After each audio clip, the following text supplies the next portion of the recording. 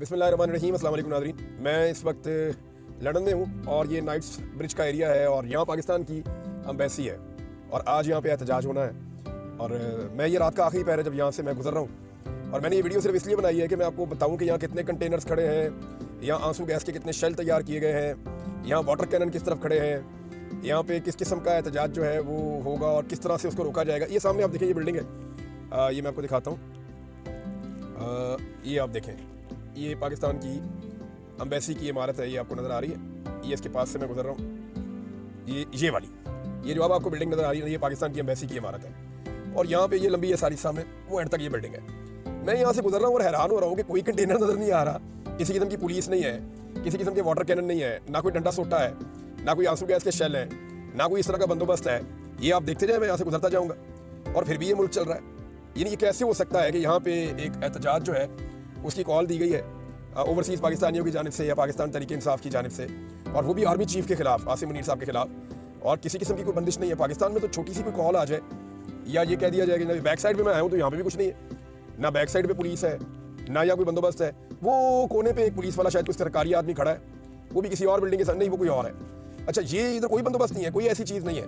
और पाकिस्तान में मैं आपको बता रहा था, कुछ छोटा सा इंसिडेंट हो जाए, एक कॉल दे दें इमरान खान, तो सिर्फ इस्लामाबाद बंद नहीं होता, इस्लामाबाद के आसपास के भी 4-5 शहर बंद हो जाते हैं। तो ये फ़र्क है पाकिस्तान का और इन मुल्कों का। यानी यहाँ पे डेमोक्रेसी है, रूल ऑफ लॉ है, लोगों के पास एहतजाज करने का हक है, इकट्ठे होने का हक है, अपनी उनके पास मजहबी आज़ादियाँ हैं, लोगों के पास सियासी आज़ादियाँ हैं, फ्रीडम ऑफ एक्सप्रेशन है, फ्रीडम ऑफ स्पीच है, फ्रीडम ऑफ असेंबली है। पाकिस्तान में ये चीज़ें नहीं है और यही फ़र्क इन मुल्कों को और पाकिस्तान को अलग करता है। यानी आप इन मुल्कों में जाएँ और जाके देखें इनकी तरक्की, या आप देखें ये लोग क्यों आगे निकल गए। कोई इनके ना तो 3 हाथ हैं, ना इनकी 4 टांगें हैं, ना इनके गर्दन के ऊपर 2 सर लगे हुए हैं। ये बिल्कुल हमारी तरह के लोग हैं, हमारे जैसे दिखते हैं, हमारी तरह चलते हैं, हमारी तरह ही सोचते हैं, हमारी तरह पढ़ते हैं। लेकिन यहाँ पे है क्या फ़र्क, क्या है? ये भी हमारी तरह तरक्की करना चाहते हैं, हमारे लोग भी यही करना चाहते हैं। तो फ़र्क नाज़रीन ये है कि यहाँ पे रूल ऑफ लॉ है, यहाँ पे लोगों को सियासी आज़ादियाँ हैं। जो लोग एहतजाज करना चाहें वो पुरअमन तरीके से अपना एहतजाज कर सकते हैं, लेकिन पाकिस्तान में फौरी तौर पर रियासत जो है वो अटैक कर देती है। वजह यह है कि पाकिस्तान की एस्टेब्लिशमेंट को जो चीज़ सूट नहीं करती, उस चीज़ के खिलाफ पाकिस्तान की एस्टेब्लिशमेंट क्रैकडाउन करती है, लोगों के ऊपर अटैक करती है, नफरत को फैलाती है। आज रात मैं देख रहा हूँ कि जो ओवरसीज़ पाकिस्तानी यहाँ पे रहते हैं इन इलाकों में, किसी के घर के ऊपर क्रैकडाउन नहीं हुआ, किसी की चादर और 4 दीवारी का तकद्दुस पामाल नहीं किया गया। लंदन के थानों के अंदर जो है वो पाकिस्तान तहरीक इंसाफ के कारकुनों को लाकर बंद नहीं किया गया। यहाँ पे जो है वो टॉर्चर नहीं हो रहा और लोग निकलते हैं नहीं निकलते वो बात की बात है। पता नहीं अब दिन चढ़ेगा तो देखेंगे कि 2 बजे दोपहर को यहाँ पे ओवरसीज़ पाकिस्तानी आते हैं, नहीं आते, ज़्यादा आते हैं, कम आते हैं, वो बाद में देखेंगे। उनके ऊपर दबाव तो बहुत बढ़ाया जा रहा है। ये एम्बेसी जो है यहाँ पे आज नींदें हराम हुई है सबकी। मेरी इन्फॉर्मेशन के मुताबिक बहुत सारे ओवरसीज़ पाकिस्तानियों को ये पैगाम भिजवाया गया और उन्हें कहा गया कि इसके कॉन्सिक्वेंसेज होंगे जब आप ये एहतजाज करेंगे पाकिस्तान के आर्मी चीफ आसिम मुनीर साहब के खिलाफ। तो वो एक उनका अपना एक राय है, उनका ये मानना है कि जो कुछ भी पाकिस्तान में हुआ, जो जुल्म जबर और फस्तायत हुआ, उसके पीछे पाकिस्तान की मिलिट्री एस्टेब्लिशमेंट है। वो पहले भी आसिम मुनीर साहब का नाम ओवरसीज़ पाकिस्तानी लेते रहे, यहाँ पे पोस्टर शोस्टर उनके बनाकर लाते रहे और अब उन्होंने उनकी यहाँ मौजूदगी में उनके खिलाफ एहतजाज की कॉल दी है। अभी तक तो ये कॉल वैलिड है, लेकिन मुझे जो हैरत हो रही है वो इस बात पर हो रही है कि एक एहतजाज की कॉल के बावजूद एक शहर इतना नॉर्मल कैसे रह सकता है। ये वो चीज़ें हैं जो हमने नहीं सीखी। यही वजह है कि ये लोग इकॉनमी में हमसे आगे हैं, ये लोग तालीम में हमसे आगे हैं, ये लोग हर चीज़ में हमसे आगे हैं। दुनिया को ये लोग लीड कर रहे हैं सिर्फ इसलिए, और इनकी आबादी भी हमसे कम है, इनके वसाइल भी हमसे कम है, इसके बावजूद ही हमसे आगे। इनका मौसम भी हमसे बेहतर नहीं है, इनके पास अल्लाह ताला ने वो सब कुछ नहीं दिया हुआ जो अल्लाह ताला ने पाकिस्तान को दिया हुआ है, लेकिन इसके बावजूद पाकिस्तान पीछे रह गया। तो पीछे रहने की वजह ये नहीं है कि हम हैंडीकैप हैं या हमारे पास वो सब कुछ नहीं है जो ये लोग इंजॉय कर रहे हैं। पीछे रहने की वजह ये है हमारी ढिठाई और जिस तरीके से हमने पाकिस्तान को चलाया, जिन पॉलिसियों के तहत चलाया, उन पॉलिसियों की वजह से हम पीछे रह गए। हमने ज़ाती वफादात, अपनी नौकरियां, अपनी कुर्सियां, ये सारी चीज़ें देखी हैं। तो देख लें, मैं सड़कों पे फिर रहा हूँ नाज़रीन, ये गाड़ी चलती जा रही है, मेरे दोस्त चला रहे हैं गाड़ी चलती जा रही है। मैं अब यहाँ से चला जाऊँगा, जहाँ मैं ठहरा हुआ वहाँ पे चला जाऊँगा। मज़े से गाड़ी चल रही है और कोई कंटेनर नहीं, कोई रुकावट नहीं। हालांकि अगर ये कहीं इस्लामाबाद में कॉल दे दी जाए ना एहतजाज की, तो 4 दिन पहले इस्लामाबाद बंद हो जाता है। इमरान खान तो 1 दिन की कॉल देता है, वहाँ पे 4 दिन पहले पूरा इस्लामाबाद लॉकडाउन, हर चीज़ बंद कर दी जाती है। देखा ना कितना अजीब है ये मुल्क। और ये नहीं, ये बाकी सारे मुल्क भी बहुत अजीब है। और ये चीज़ को मैं आपको खुशी से नहीं बता रहा, मुझे इस बात से तकलीफ हो रही है। यानी मुझे ये चीज़ बुरी लग रही है कि मेरे लोगों को मेरे अपने मुल्क के अंदर एहतजाज करने की इजाज़त नहीं है, और एक ऐसा मुल्क जो हमारा नहीं है, हम यहाँ के रहने वाले भी नहीं हैं, हमें यहाँ रहना भी नहीं है, हम अपने मुल्क में आना चाहते हैं और वहाँ पे हमें एहतजाज करने की इजाज़त नहीं है, और यहाँ पे एहतजाज करने की ओवरसीज़ पाकिस्तानियों को इजाज़त है। कितना शर्म का मुकाम है और कितनी शर्मिंदगी की बात है। लेकिन कोई इसके बारे में सोचे तो फिर है ना, यहाँ जो सोचता है अपनी कुर्सी के बारे में सोचता है, अपने इक़्तिदार के, अपनी फैमिली के बारे में, अपनी लुट्ट मार और अपने पैसे के बारे में सोचता है, और कुछ सोचता ही नहीं है। अब मैं और बोलूँगा तो और जली कटी बातें करूँगा।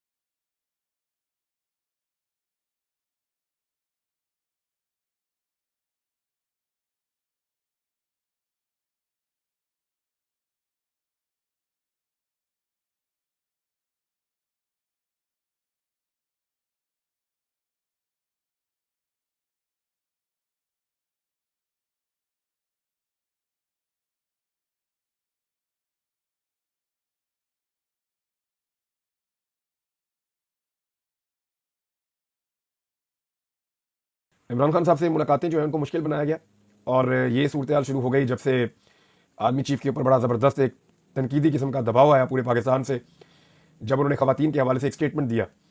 तो ये एक बड़ा नेचुरल रद्दमल था पाकिस्तानियों का और ख़वातीन का ख़ास तौर पर। और उन्होंने बताया कि एक्चुअली जो कुछ भी गुज़िश्ता चंद सालों में हो रहा है पाकिस्तान में, उसमें पाकिस्तान की एस्टेब्लिशमेंट या उसका कोई भी शख्स औरतों की इज्जत और एहतराम का दावेदार नहीं हो सकता, क्योंकि औरतों के साथ जो जुल्म और ज़्यादती अब हुई है इससे पहले कभी नहीं हुई, या किसी डिक्टेटर ने भी ऐसा नहीं किया।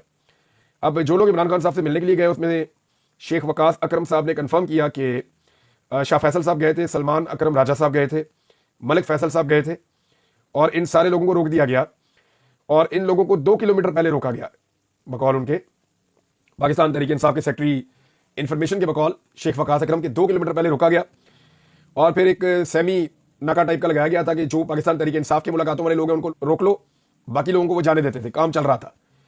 तो इसमें इमरान खान साहब की बहनों को भी रोका गया है, लेकिन फिर 1.5 घंटे तक इमरान खान साहब की जो बहनें हैं उनको वहां पर इंतजार करवाया गया और उसके बाद बिलाखिर इमरान खान साहब से उनको मुलाकात के लिए अंदर भेजा गया। अब अलीमा खान साहबा कहती हैं कि कोई पार्टी में आए या ना आए हमें इससे फर्क नहीं पड़ता, हमारे लिए इमरान खान अहम है। हमें अडियाला जेल से 2 किलोमीटर पहले रोक दिया गया, इससे पहले भी हमें यहीं रोका गया था, यहां और किसी को नहीं रोका जा रहा। बताया जा रहा है कि यहां सर्च ऑपरेशन हो रहा है, सिर्फ पीटीआई के लोगों को रोका, बाकी सबको जाने दे रहे हैं। यानी जो इमरान खान की बहनें उन्हें रोक दिया, जो उनको मिलने आ रहे हैं उन्हें रोक दिया, बाकी लोगों को जाने दे रहे हैं। ये स्पेशल ट्रीटमेंट पाकिस्तान तहरीक इंसाफ के साथ हो रहा है। उन्होंने कहा जी कि इमरान खान साहब के मुकदमे की समाअत भी बहुत आगे ले गए हैं और बगैर किसी वजह के आज हमारा इमरान खान से मिलना बहुत ज़रूरी है ताकि हमारी तसल्ली हो सके कि इमरान खान साहब बिल्कुल ठीक है। उन्होंने कहा हमें समझ नहीं आ रही कि इमरान खान बहुत सेहतमंद हैं, वर्जिश करते हैं और कम खाना खाते हैं, जेल को बंद करने के लिए ये बहाना नहीं बना सकते कि इमरान खान साहब की तबीयत खराब है। फिर मीडिया के ऊपर ऐसी खबरें भी चलाई जाती हैं, इसके बारे में उन्होंने बाद में आके बात की। अब अलीमा खान साहबा कहती हैं कि इमरान खान साहब ने अंदर क्या कहा। पहले एक स्टेटमेंट जो इमरान खान साहब के हवाले से कोट हुआ वो ये है कि बुशरा बीबी को कहते तन्हाई में रख दिया गया है ताकि वो ब्रेक डाउन हो जाए, टूट जाए और मैं मान जाऊं, चाहे धमकियां दे, दबाव डाले, मैं डील नहीं करूंगा। ये इमरान खान साहब का स्टेटमेंट है। अब इमरान खान साहब की बहन अलीमा खान बताती हैं कि इमरान खान साहब ने बताया कि जनरल आसिम मुनीर के हुक्म पर अडियाला में बैठा हुआ कर्नल हम पर मजीद सख्तियां करवा रहा है। बुशरा बीबी को मुकम्मल तौर पर अकेले रखा गया है ताकि उनका ब्रेकडाउन हो और ये मुझसे डील कर सके, लेकिन मैं कोई डील नहीं करूंगा। ये झूठा इंसान अभी 2 दिन पहले खवातीन की इज्जत और तकरीम पर लेक्चर दे रहा था। अच्छा, ये उन्होंने दोनों चीज़ों को जोड़ा। एक तो ये खवातीन को रोक दिया 2 किलोमीटर पहले कि आप जा नहीं सकते अपने भाई को मिलने के लिए, 70 साल की उम्र इन खवातीन की और उनके साथ ये सलूक हो रहा है। दूसरा, जेल के अंदर जो कर्नल है उसने बुशरा बीबी को जेल में कहते तन्हाई में डाल दिया इमरान खान साहब की बकौल, और उसके ऊपर जो है वो अलीमा खान साहबा कहती है कि ये झूठा इंसान अभी 2 दिन पहले खवातीन की इज्जत और तकरीम पर लेक्चर दे रहा था। तो ये उनका गिला और शिकवा भी है कि जनाब एक तरफ आप कहते हैं कि खवातीन की इज्जत और एहतराम, दूसरी तरफ आपने एक खातून को जेल के अंदर कहते तन्हाई में डाल दिया और बताया जा रहा है कि 3 हफ्ते से इमरान खान साहब की मुलाकात नहीं करवाई जा रही।